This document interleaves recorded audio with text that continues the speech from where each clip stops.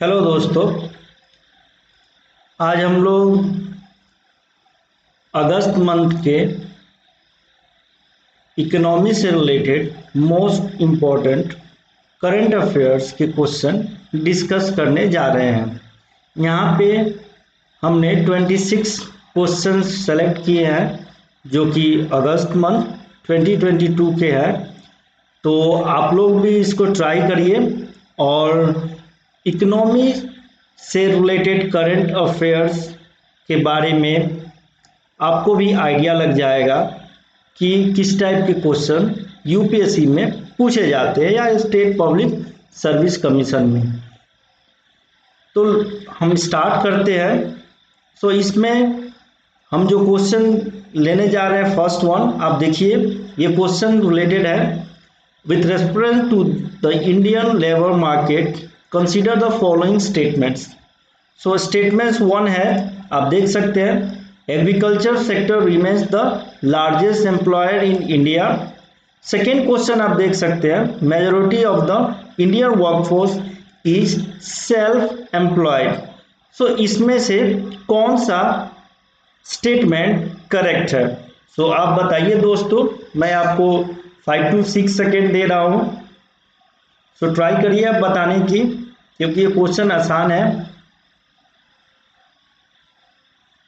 तो इसका जो आंसर है, सही आंसर सी है, क्योंकि एग्रीकल्चर सेक्टर पता ही है हम लोग को कि ये अभी भी सबसे ज़्यादा है, और उसके बाद से हमारे जो भी मेजोरिटी ऑफ वर्कफोर्स है वो सेल्फ एम्प्लॉयड है। नाउ अब हम क्या करते हैं, अपने दूसरे क्वेश्चन की तरफ बढ़ते हैं। तो जो हमारा सेकेंड क्वेश्चन है, यहाँ पे जो सेकेंड क्वेश्चन है वो रिलेटेड है द competitiveness roadmap of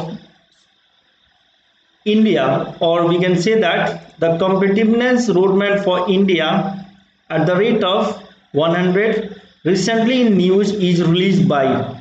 तो ये क्वेश्चन आप देखिए और इसका आंसर आप ट्राई करिए देने के लिए। तो ये नीति आयोग के द्वारा दिया जाता है, या रिजर्व बैंक ऑफ इंडिया के द्वारा, या कॉन्फेडरेशन ऑफ इंडियन इंडस्ट्री, या economic advisor council to the prime minister. So इसमें से कौन सा आंसर करेक्ट है जो आपको बताना है? तो आप देखिए इसमें से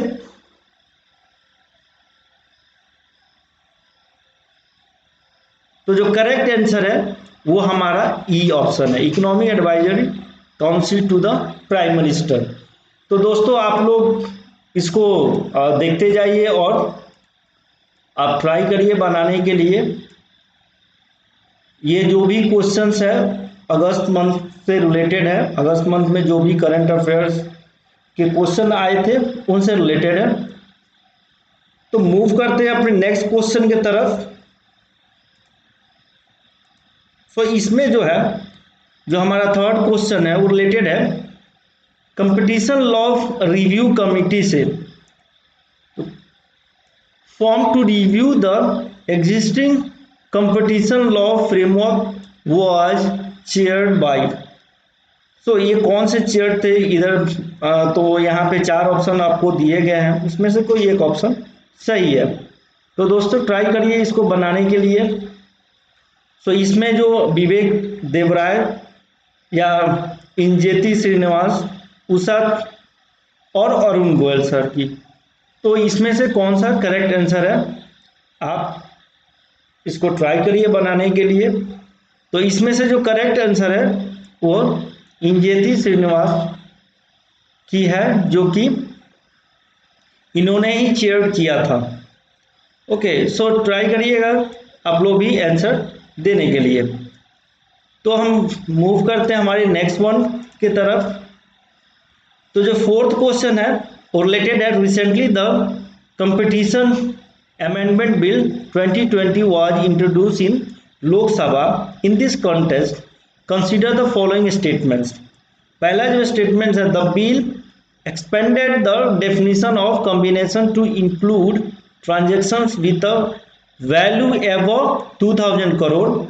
सेकेंड जो स्टेटमेंट है, it also increase the time limit for the approval of combination after that जो थर्ड स्टेटमेंट है, it provided for additional qualification of members of the competition commission of India in the field of technology.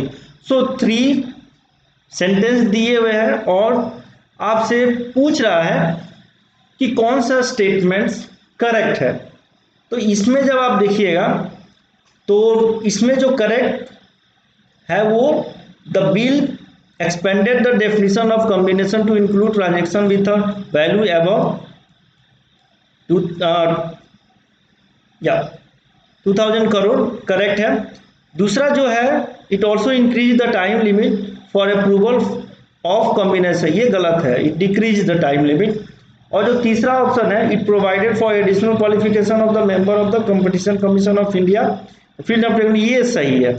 तो इसके हिसाब से जो हमारा option होगा वो सी करेक्ट है। तो दोस्तों आप इस टाइप का आंसर बना सकते हैं या आप इसको गूगल पे भी सर्च कर सकते हैं या विजन की जो मंथली मैगजीन आती है उससे भी आप इसका आंसर निकाल सकते हैं। नाउ जो 5th क्वेश्चन है, youth in India 2022 report recently in the news and release by, so इसमें से कौन सी अथॉरिटी रिस्पॉन्सिबल है यूथ इन इंडिया 2022? तो आप देख सकते हैं यूथ इन इंडिया इधर ये नीति आयोग के द्वारा, स्पोर्ट अथॉरिटी ऑफ इंडिया और ministry of youth affairs and sports. इसमें तुक्का मत लगाइएगा क्योंकि मैक्सिमम चांसेस है रॉन्ग होने का। अगर आपको पता है तभी ये क्वेश्चन आप सॉल्व करिएगा, क्योंकि मैक्सिमम लोग अब थर्ड ऑप्शन की तरफ जाएंगे जो कि 100% रॉन्ग है, तो इसमें आप नहीं जाइएगा। ये जो रिपोर्ट है वो पब्लिश किया था ministry of statistics and programme implementation. इसका जो राइट आंसर है वो डी है। तो तुक्का लगाने के चक्कर में दिक्कत हो जाएगा यहाँ पे, तो आप थोड़ा सा ध्यान रखिएगा इसका। तो जो नेक्स्ट क्वेश्चन है हम मूव करते हैं 6 नंबर की तरफ। तो ये क्वेश्चन रिलेटेड है ऑरेंज इकोनॉमी से। Which of the following best describe the term orange economy? तो दोस्तों थोड़ा ट्राई करिए इसको बनाने के लिए। It is the sustainable use of ocean resources for economic growth. It is the market that is being developed around the needs of an ageing population, or it involves the reproduction and distribution of goods, services of culture and creative industries। and fourth one जो option है वो it is the production and distribution of health related goods and services। so यहाँ पे आप देखिएगा reproduction and distribution है और यहाँ पे सिर्फ आपका production and distribution है। तो ध्यान से आप इस क्वेश्चन का जवाब लगाइए, मैं तो आंसर देने के लिए रेडी हूं यहाँ पे। तो ये देखिए यहाँ पे जो है वो रिप्रोडक्शन से रिलेटेड है। तो ये जो क्वेश्चन अगर आप जो भी लोग लगा रहे हैं ये तो गलत है, ये तो नहीं होगा। इसका जो सही आंसर है वो सी है। It involve the reproduction and distribution of goods services of cultural and creative industry. तो ये आप ध्यान रखिएगा। इकोनॉमी है तो अगर आपको फैक्चुअल नॉलेज है तो ही बन सकता है, नहीं तो ये प्रॉब्लम क्रिएट कर सकता है। तो हम क्वेश्चन नंबर 7 को देखते हैं। ये consider the following statements regarding the E commerce sector in India. Okay, so क्या क्या ई कॉमर्स सेक्टर है अपने देश में, उससे रिलेटेड ये क्वेश्चन है ई कॉमर्स सेक्टर से। तो under the inventory model and e commerce entity acts as a facilitator between buyer and seller. ध्यान से पढ़िएगा नहीं तो गलत होने की संभावना बहुत अधिक है। It is a market place based model, goods are owned by the E commerce entity and sold directly to customers. ये भी आप ध्यान से पढ़िएगा। After that 100% FDI under the automatic route is permitted in the marketplace model of e-commerce। तो यहाँ पे आपको 3 सेंटेंस दिया हुआ है और इसमें से पूछ रहा है कौन से सेंटेंस और सेंटेंसेस आर करेक्ट है। तो अगर आप इस क्वेश्चन को अच्छे से देखिएगा, एनालाइज करिएगा, तो पता चल जाएगा आपको कि देखिए under the inventory model and e commerce entity acts as a facilitator between the buyer and seller, ये तो ऑप्शन मुमकिन नहीं है, क्योंकि आप देख सकते हैं जो सेंटेंस लिखा है उसके हिसाब से ये सिर्फ बायर और सेलर के बीच में नहीं हो सकता। और जो सेकेंड सेंटेंस है goods own by the E commerce entity and sold directly to customers, ये भी नहीं है, ऐसा भी जरूरी नहीं है कि वो डायरेक्टली कस्टमर को करें, तो ये भी गलत है।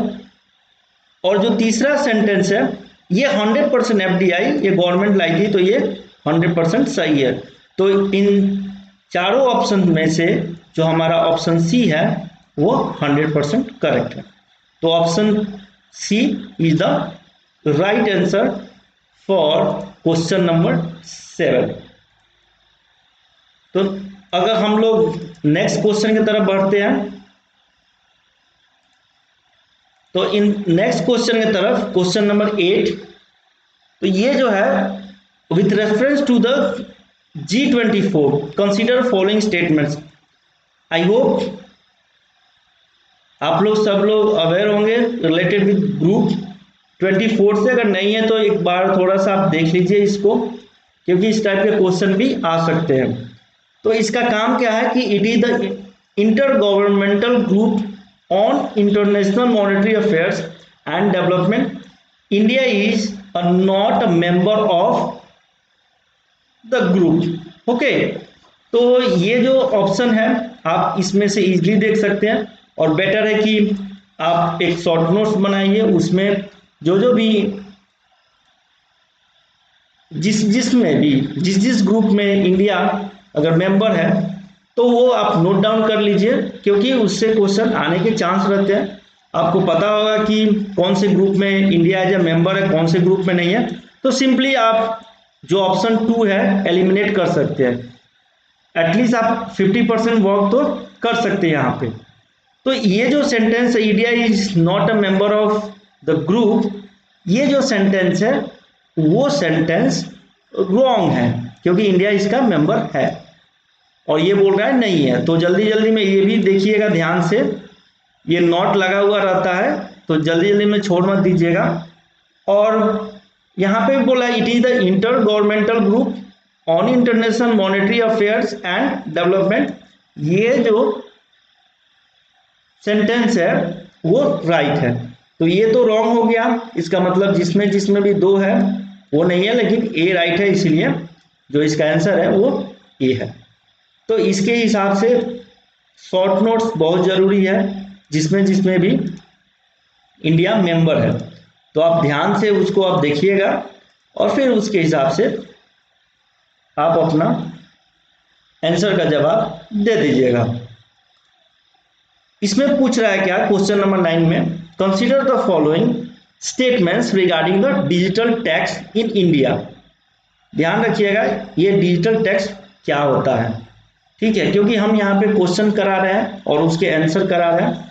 अगर आपको इससे रिलेटेड कुछ भी जानकारी चाहिए तो अगस्त मंथ के करंट अफेयर्स आप विजन के उठा लीजिए और वहां से आप पढ़ लीजिए, अगस्त के ही पूरे क्वेश्चंस है, उसमें से जो इम्पोर्टेंट था हमने सेलेक्ट किया है और यहाँ पे आपको बताया जा रहा है, तो आप देख लीजिएगा इसको।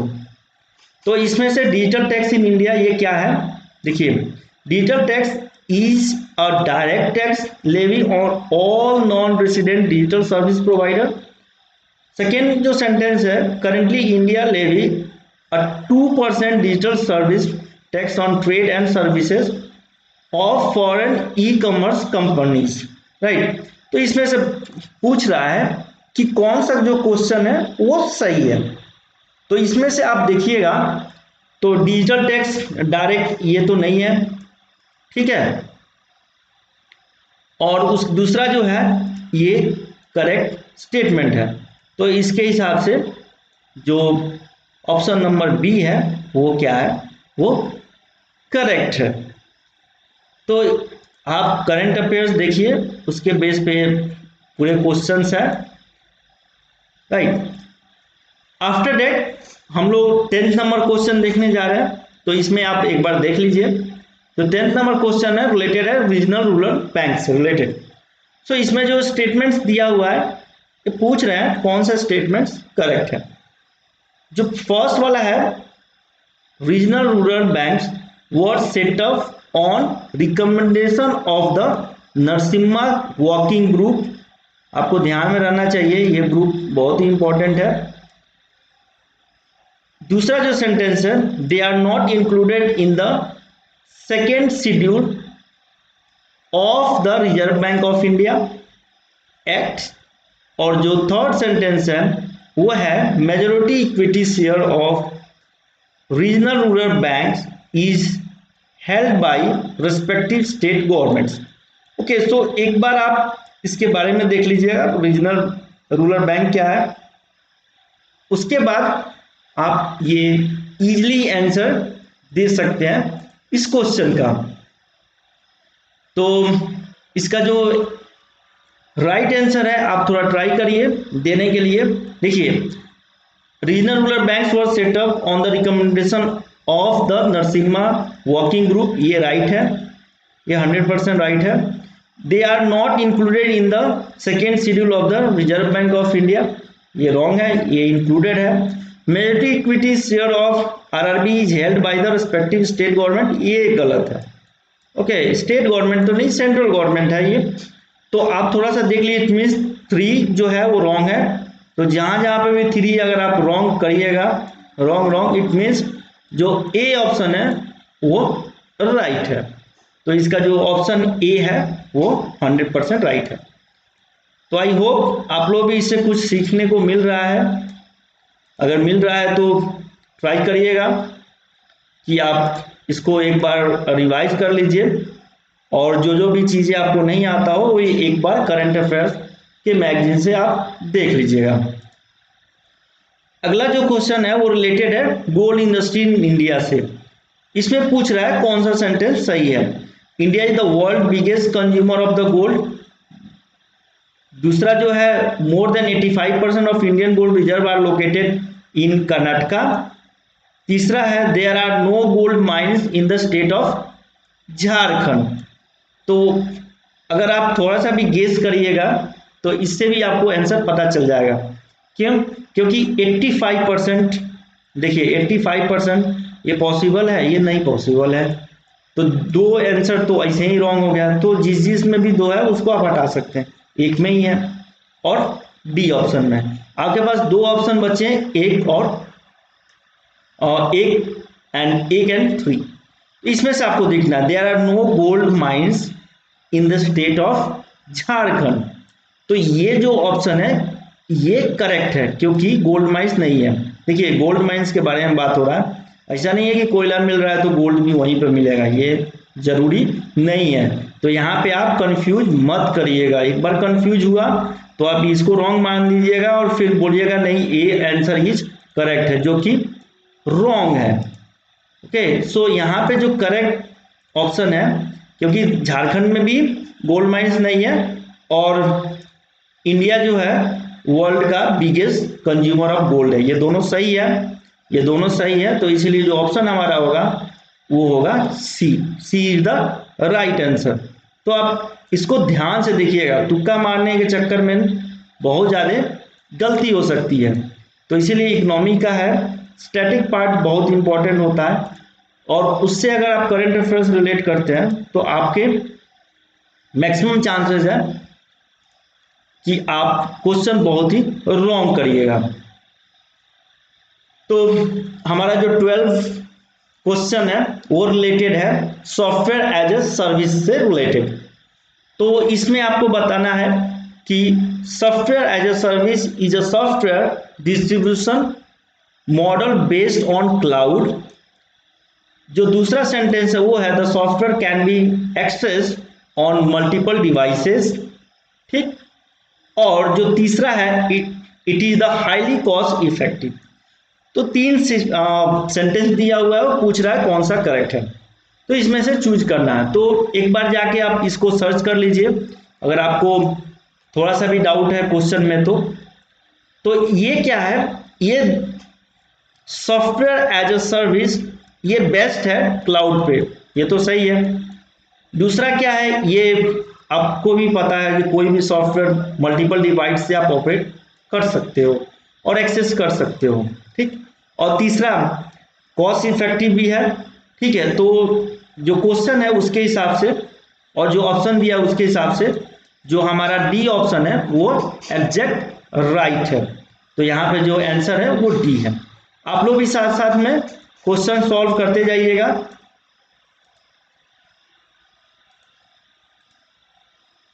नाउ अब हम लोग चलते हैं जो 13 क्वेश्चन नंबर है, इसमें जो है इसमें पूछा गया है कि एज पर the existing norms alternate investment fund, ध्यान रखिएगा अल्टरनेट इन्वेस्टमेंट फंड AIFs और venture capital funds VCFs can invest in companies across the world in only those countries that are, पहला जो सेंटेंस हो, signatory to the international organisation of securities commissions, इसका जो short form है IOSCO, SCO, Shanghai से आप जरा भी कंफ्यूज मत करिएगा, ये अलग ऑर्गेनाइजेशन है। उसके बाद से दूसरा जो है signatory to the bilateral memorandum of understanding with SEBI, और जो तीसरा सेंटेंस दिया हुआ having currency swap agreement with India. तो यहाँ पे आपको 3 सेंटेंसेस दिया हुआ है और पूछ रहा है कौन सा करेक्ट है, तो इसमें से आप करेक्ट ढूंढ सकते हैं। तो देखिए करेंसी स्वैप जो एग्रीमेंट है इंडिया का, ये बहुत ही इंपॉर्टेंट पार्ट है। सबके साथ करेंसी स्वैप आप नहीं कर सकते हैं रिलेटेड विद दैट वन, क्योंकि ऐसा कुछ है नहीं कि आप डायरेक्ट जाके कोई भी कंट्री को बोल दीजिए हमको करेंसी स्वैप करना है तो वो कर देगा, ऐसा नहीं है। आपको उसके लिए पहले एग्रीमेंट बनाना पड़ता है, फिर आप करेंसी स्वैप कर सकते हैं, ठीक है। तो जो ऑप्शन नंबर 3 है, अगर आप ध्यान से देखिएगा तो ये रॉन्ग है, ठीक है, क्योंकि सबके साथ नहीं हो सकता। हाँ, ये जो है ये रिक्वायर्ड है ग्रुप का IOCO, और इसमें क्या है बायलैटरल मेमोरेंडम ऑफ अंडरस्टैंडिंग है सेबी के साथ, ठीक है, ये दोनों करेक्ट है। तो जिसमें जिसमें भी ऑप्शन नंबर 3 है वो आप एलिमिनेट कर दीजिए, जो आपका आंसर है 1 एंड 2 ऑटोमेटिकली मिल जाएगा। इतना थोड़ा सा ध्यान रखिएगा तो ये हो सकता है, नहीं तो बेसिक कंसेप्ट तो जरूरी है सबके लिए। तो एक बार आप करंट अफेयर्स पढ़ लीजिएगा तो सब चीजें क्लियर हो जाएंगी। नाउ हम लोग बढ़ते हैं नेक्स्ट प्रॉब्लम की तरफ। तो आज का जो 14 नंबर है रिलेटेड है बॉन्ड, ब्लू बॉन्ड से, ठीक है। तो ब्लू बॉन्ड क्या है, ये क्या है, it is a new form of equity instrument propose by the security and exchange board of India, nothing but SEBI. Blue bonds are issue to support investment in healthy ocean and blue economies. तो इसमें से कौन सा statement जो है वो correct है, ठीक है। तो इसमें से आप देखिए जो ब्लू बॉन्ड है, ओके, ये ओशियन और ब्लू इकोनॉमी के लिए ही क्रिएट किया गया, तो ये ऑप्शन तो सही है। इसका जो ऑप्शन नंबर E1 है नथिंग बट फर्स्ट, तो ये भी आप देखिएगा अगर ध्यान से, तो ये बोल क्या रहा है कि ये जब ये रिलेटेड अगर healthy oceans and blue economy से है तो ये तो सेबी प्रपोज नहीं करेगा, तो आपका जो स्टेटमेंट 1 है वो इनकरेक्ट है और जो स्टेटमेंट 2 है वो करेक्ट है। तो यहाँ पे जो ऑप्शन बी है वो आपका करेक्ट ऑप्शन है। तो आप इसी से भी देख सकते हो, 2 सेंटेंस दिया हुआ है, दोनों अपोजिट है, इसका मतलब एक सही है तो दूसरा नहीं है। तो इसमें से नीदर और बोथ ये तो पॉसिबल नहीं है बिकॉज अपोजिट है, अगर ये होगा तो ये नहीं होगा, अगर सेकेंड होगा तो फर्स्ट नहीं होगा। तो इसके हिसाब से भी आप थोड़ा सा यहाँ पे गेस वर्क कर सकते हैं, ठीक है। तो ये है क्वेश्चन 14। अब हम लोग चलते हैं क्वेश्चन नंबर 15 के तरफ। इसमें से देखिए आप, पूछ रहा है कि consider the following statements regarding account aggregator. ठीक है, तो it is a non banking finance company NBFC that helps share individual financial data across institutions। दूसरा क्या है, it is a regulated by security and exchange board of India, nothing but SEBI. ठीक है, तो इसमें से कौन सा स्टेटमेंट जो है वो सही है? तो अब देखिए, जो अकाउंट एग्रीगेटर है वो रिलेटेड है NBFC, right, but it is not related with the security and exchange board of India. तो जो ऑप्शन ए है वो करेक्ट है, बाकी सब चीज रॉन्ग है। तो इसके हिसाब से आप थोड़ा सा जा सकते हैं। थोड़ा सा इकोनॉमी का पोर्शन है, रिवीजन जरूरी है इसमें। करंट अफेयर्स का भी रिवीजन आप करते रहिएगा तो मैक्सिमम चांस है कि आप मैक्सिमम क्वेश्चन सॉल्व कर पाइएगा अपने प्रीलिम्स एग्जामिनेशन में। तो हम लोग मूव करते हैं क्वेश्चन नंबर 16। तो ये देखिए, क्वेश्चन नंबर 16 जो है रिलेटेड है regarding the modified interest subvention schemes, nothing but missed, right. तो आप इसमें से सोच के बताइए कौन सा ऑप्शन सही होगा। जो पहला सेंटेंस है वो क्या लिखा हुआ है, the scheme entitles short term agriculture loans up to 10 lakh rupees to the farmers. ध्यान रखिएगा 10 लाख रुपीज बोल रहा है, ठीक है। It is, this scheme is 100% funded by union government. और थर्ड बोल रहा है it is being implemented bye NABARD and RBI, right.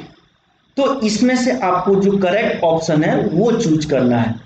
जो करेक्ट ऑप्शन है देखिए, the scheme entitle short term agricultural loans up to 10 lakh rupees, ये नहीं है।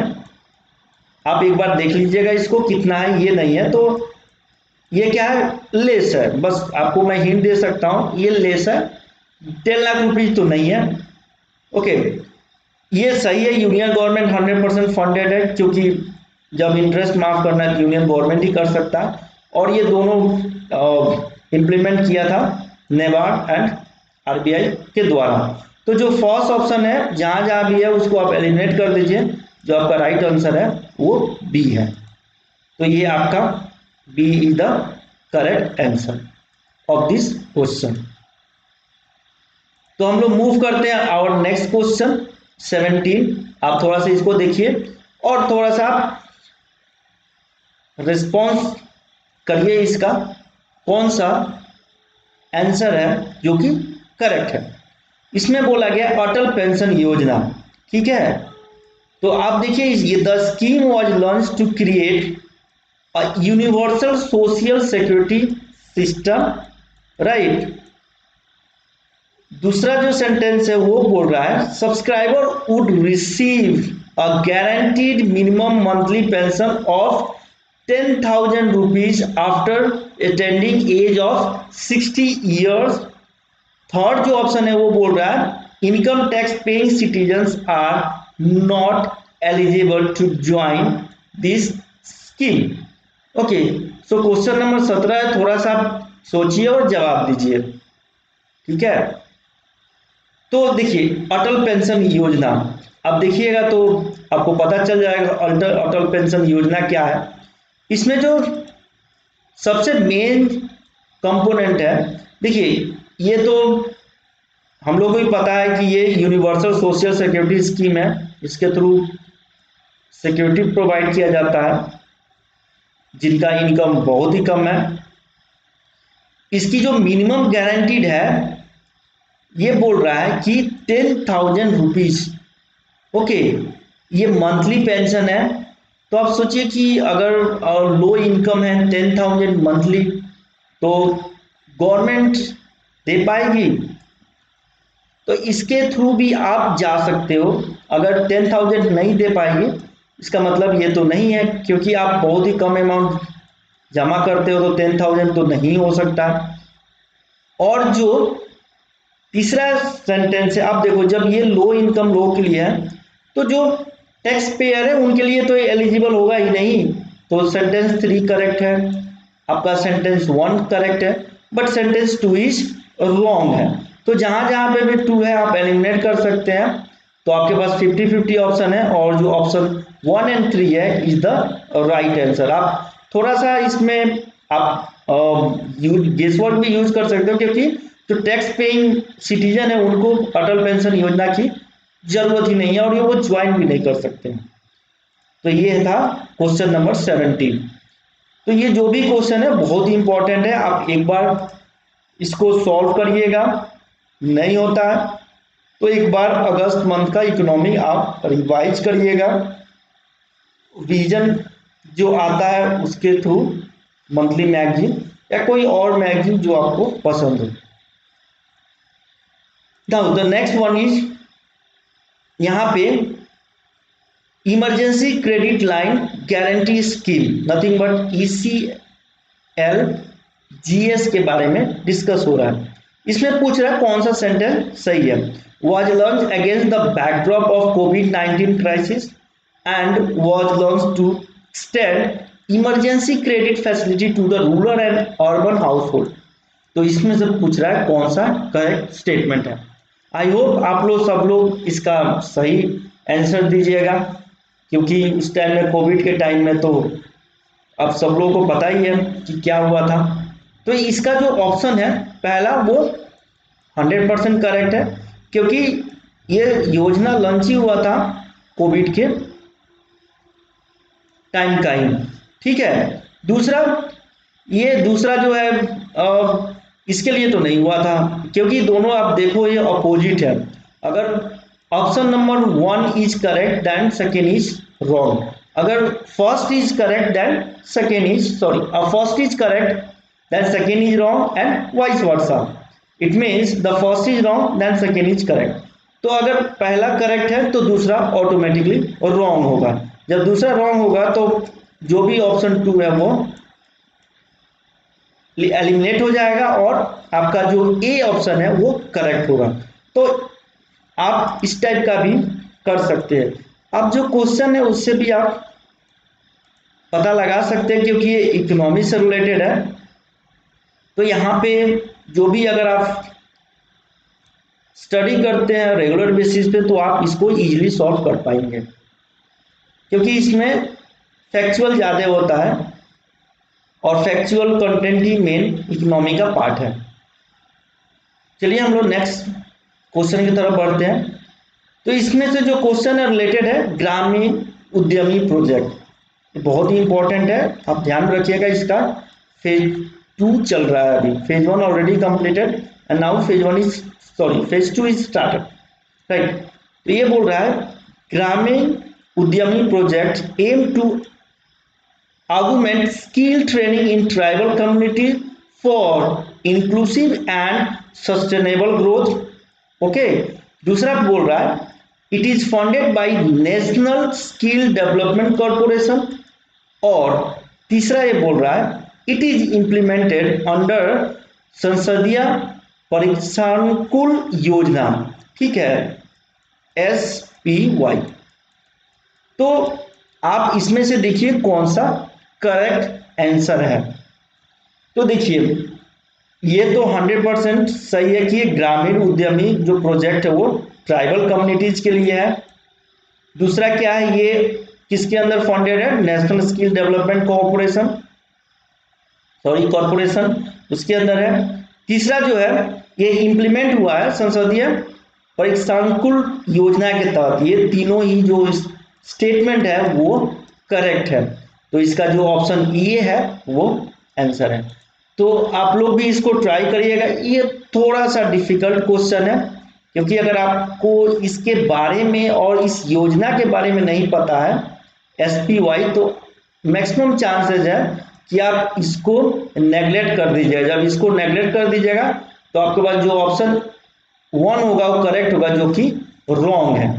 ठीक है, तो थोड़ा सा आप स्टडी करिएगा, स्टैटिक पार्ट ज़्यादा होता है इकोनॉमी में, उसके अनुसार ही आप क्वेश्चन बनाइएगा।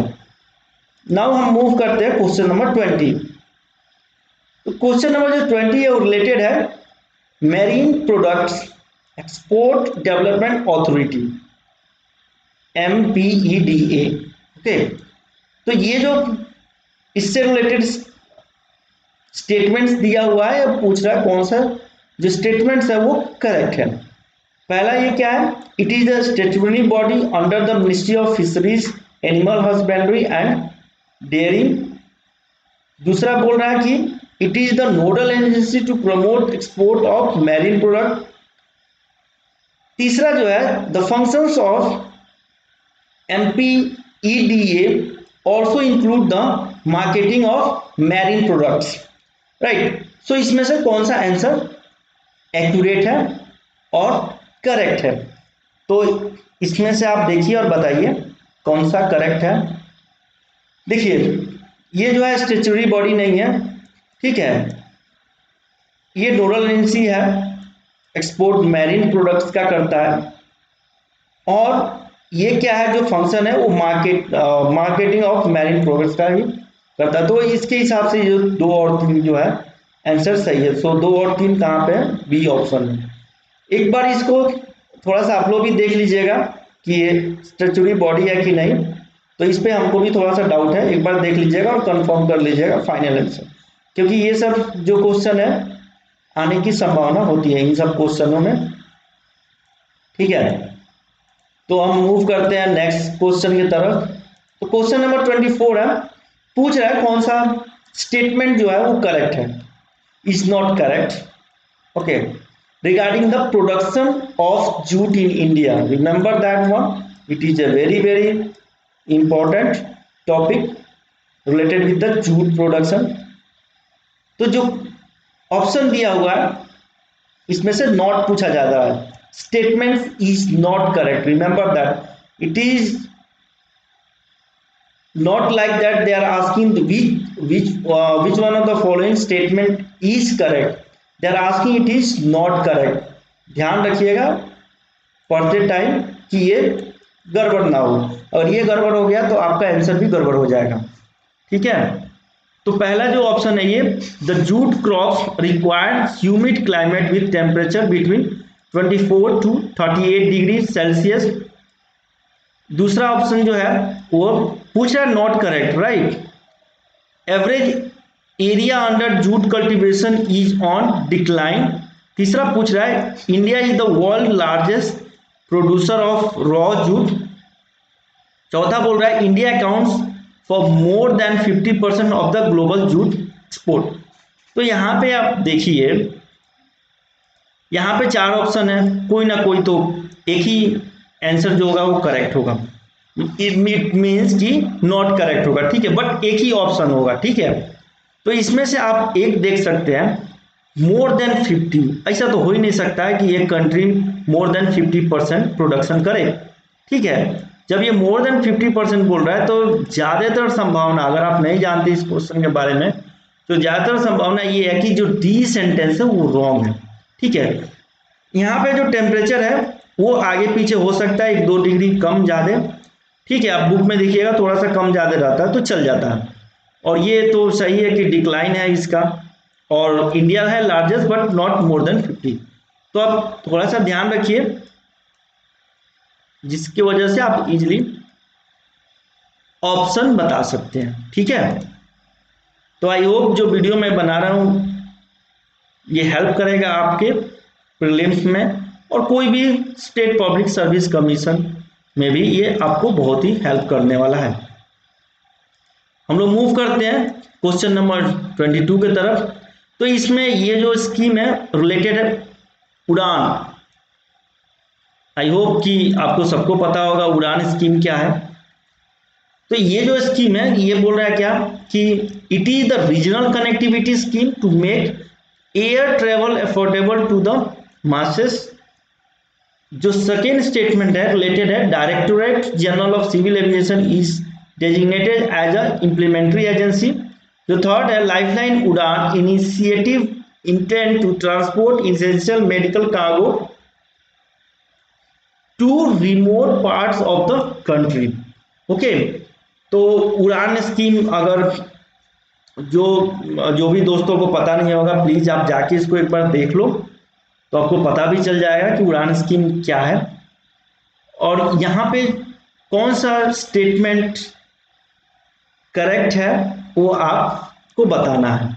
तो देखिए, it is the regional connectivity, ये आपको पता ही है, उड़ान जो भी tyre second tyre third cities है उनको कनेक्ट करने के लिए बना है। ठीक है, ये तो हो गया। दूसरा आप देखो, इसका स्टेटमेंट है director general of civil aviation is designated as implementing agency, नहीं, ये नहीं है। तीसरा है lifeline Udan initiative intend to the transport essential medical cargo to remote parts of the country, yes, because ये इसका एक की कंपोनेंट है। तो आपका 1 और 3 करेक्ट है, जहां जहां भी 2 है उसको आप एलिमिनेट कर सकते हो, जो आपका 1 और 3 है वो करेक्ट ऑप्शन है। तो इसका करेक्ट ऑप्शन सी है। तो हम लोग मूव करते हैं नेक्स्ट क्वेश्चन की तरफ। आज का टारगेट हमारा 26 क्वेश्चंस है, तो हमने 22 कंप्लीट कर लिया, 23rd। इसमें जो है क्वेश्चन रिलेटेड है, consider the following statements regarding the convention on international road traffic of 1949। Remember रखिएगा 1949 इंटरनेशनल राइट रोड ट्रैफिक, ये क्या है, एक it is an international treaty promoting the development and safety of international road traffic. India is not a signatory to the convention, right. So question number 23 है, आप देखिए कौन सा करेक्ट है। तो क्या बोला था मैं पहले भी कि आप एक लिस्ट बना लीजिएगा, उसमें आप ये लिख लीजिए इंडिया कौन कौन से कन्वेंशन का सिग्नेटरी मेंबर है। अगर आपको पता है कि मेंबर है, ठीक है, अगर नहीं मेंबर है पता है, तो ये नॉट मेंबर आप इजीली एलिमिनेट कर सकते हैं। ठीक है, तो आप देखिए India is not a signatory to the convention, ये रॉन्ग है क्योंकि इसका इंडिया सिग्नेटरी मेंबर है, राइट। और इसका जो है आप दे नाम ही है इसका इंटरनेशनल रोड ट्रैफिक, तो ये इंटरनेशनल ट्रीटी ही होगा। तो इसका जो ऑप्शन ए है वो 100% करेक्ट है। ओके, तो इस हिसाब से आप थोड़ा सा एक बार नोट्स बना लीजिएगा, जो आपको बहुत ही हेल्प करेगा किसी भी कन्वेंशन को फाइंड करने में। ओके, तो हम लोग चलते हैं नेक्स्ट क्वेश्चन की तरफ। आज का जो 24 नंबर क्वेश्चन रिलेटेड है national intellectual property awareness mission. ये बहुत ही इंपॉर्टेंट क्वेश्चन है आपके प्रीलिम्स पॉइंट ऑफ व्यू से और any state public service commission के व्यू से। तो आप ट्राई करिए इसका आंसर देने की। तो ये क्या है, the mission aim to provide awareness of intellectual property and its right to 1 million students. ठीक है, ये यहाँ पे डेटा दिया हुआ है, ये थोड़ा सा डिफिकल्ट होता है अगर डेटा आपको दिया हुआ हो तो। दूसरा क्या है, it is being implemented by the office of controller general of patents design and trademark. तीसरा है, it is the flagship programme of ministry of commerce and industry. तो ये जो है 3 स्टेटमेंट्स बहुत ही स्टैटिक पार्ट है, अगर आपको एक भी पता नहीं है तो ये 100% चांस है कि आप रॉन्ग करिएगा। ठीक है, 100% चांस है कि ये क्वेश्चन जो होगा वो रॉन्ग हो जाएगा। तो आप अगर आपको नहीं पता है तो इस टाइप का क्वेश्चन आप बिल्कुल भी अवॉइड करिएगा। ठीक है, क्योंकि इसका जो तीनों सेंटेंस है वो एकदम करेक्ट है, क्योंकि ये एम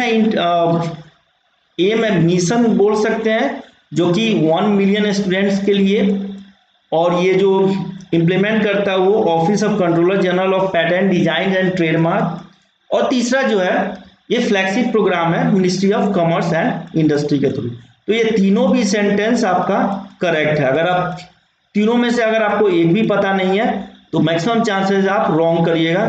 तो इस टाइप का क्वेश्चन आप अवॉइड करिएगा अगर आपको स्टैटिक नहीं पता है। Economics is nothing but completely depends on your static part. अगर स्टैटिक पार्ट आपका सही नहीं है तो इकोनॉमिक्स के क्वेश्चन बहुत ही डिफिकल्ट है, आप बना पाइएगा। तो इसीलिए ये जो करंट अफेयर्स जो अगस्त मंथ का था उससे हमने सेलेक्ट किया था 26 मोस्ट इंपॉर्टेंट क्वेश्चन।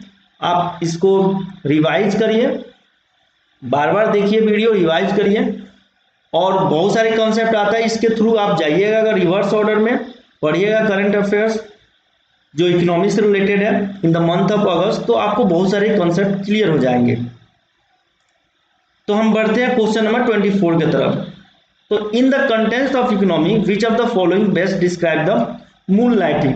ये बहुत ही चर्चा में रहा है, मून लाइटिंग क्या है, ठीक है। तो आई होप कि आपको पता होगा मून लाइटिंग क्या है। देखिए इसमें से 4 स्टेटमेंट दिया हुआ है और बोल रहा है बेस्ट डिस्क्राइबिंग, राइट। तो आप देखिए, pursuing more than one job at a time, pursuing a profession without a long term commitment to any one employer, ठीक है, working temporarily with limited entitlements to the benefit, working for a specific project for a specific period of time under the agreed contract। तो ये चारों ही जो sentence है वो correct है, ठीक है। बट मोस्ट सुटेबल और अप्रोप्रिएट और डिस्क्राइब कौन है, तो इसमें से आप देखोगे जो ए ऑप्शन है वो मोस्ट डिस्क्राइब और अप्रोप्रिएट है, ठीक है। वैसे तो चारों ऑप्शन ही सही है, बट ए जो है वो मोस्ट अप्रोप्रिएट है।